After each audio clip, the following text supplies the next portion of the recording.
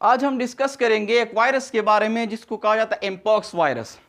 आप लोगों के इल्म में होगा कि इससे पिछले सालों में एक वायरस आया था जिसको कोविड-19 कहा जाता है।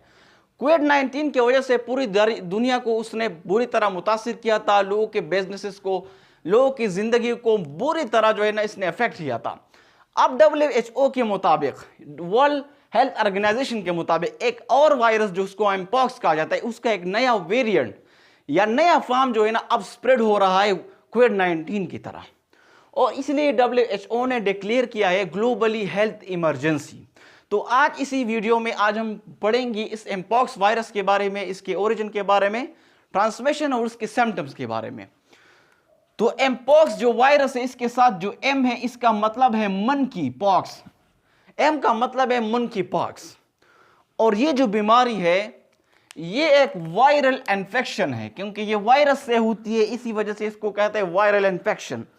और ये काज हो जाती है एक खास किस्म के वायरस के जीनस से जिसको आर्थ्रोपॉक्स वायरस कहा जाता है।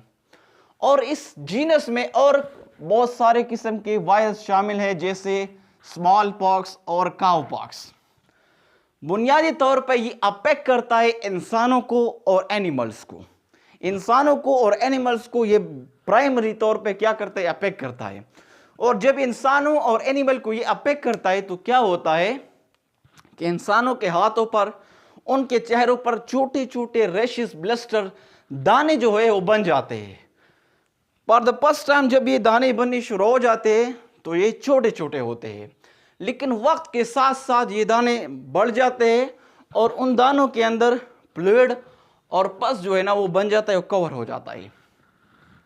अब बात है इसके ओरिजिन के बारे में। इसका ओरिजिन कहां से हुआ था और कहां से ये वायरस आया था? तो बुनियादी तौर पे क्या था कि 1958 में ये फर्स्ट टाइम आइडेंटिफाई हुआ। कहां पे? डेनमार्क में कुछ साइंटिस्ट जो रिसर्च कर रहे थे मंकी की, बंदरों पर। तो एक बंदर के अंदर क्या हुआ, इस वायरस को उन्होंने आइडेंटिफाई किया for the first time in 1958 में। तो इसी वजह से इसको मंकी पॉक्स कहते हैं, क्योंकि फॉर द फर्स्ट टाइम इसको उन लोगों ने आइडेंटिफाई किया था एक मंकी के अंदर, तो इसलिए इसको मंकी पॉक्स कहा जाता है।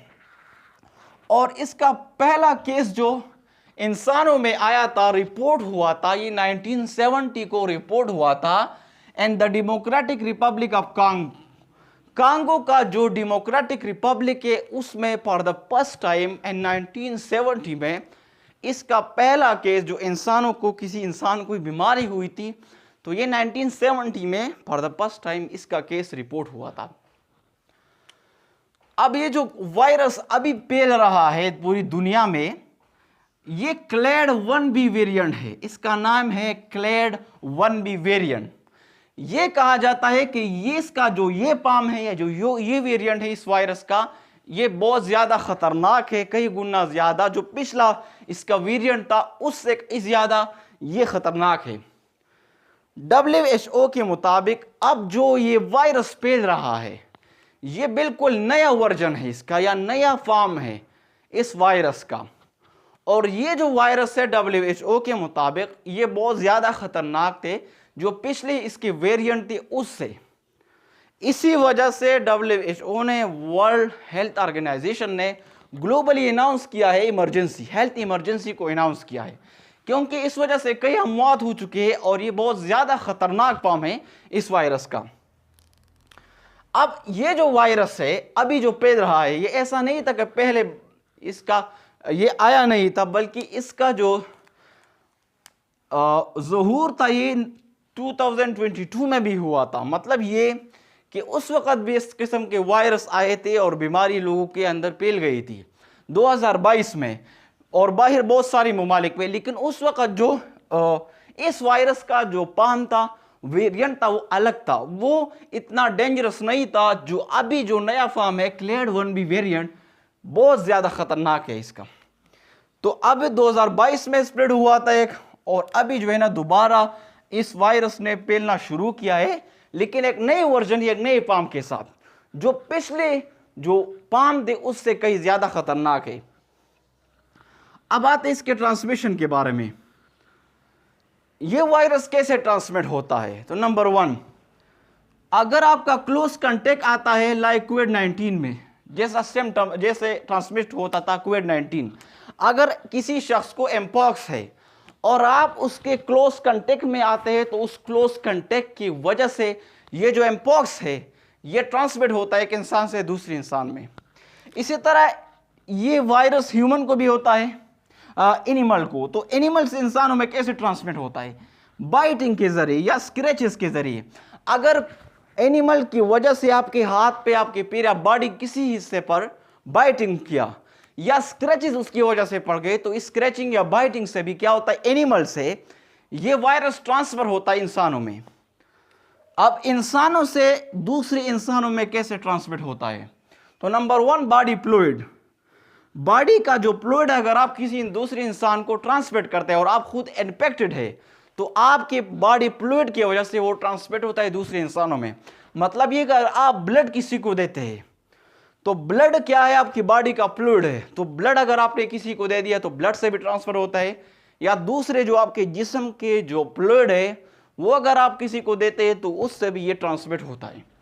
इसी तरह जो रेस्पिरेटरी ड्रॉपलेट्स है, अगर आप सांस लेते हैं हवा में तो आपके मुंह से जो लुआब या जो सलाइवा निकलता है उनके ड्रॉपलेट एयर में रहते हैं, तो उस ड्रॉपलेट से भी क्या होता है कि ये जो वायरस है ये एक इंसान से दूसरे इंसान में ट्रांसफर होता है।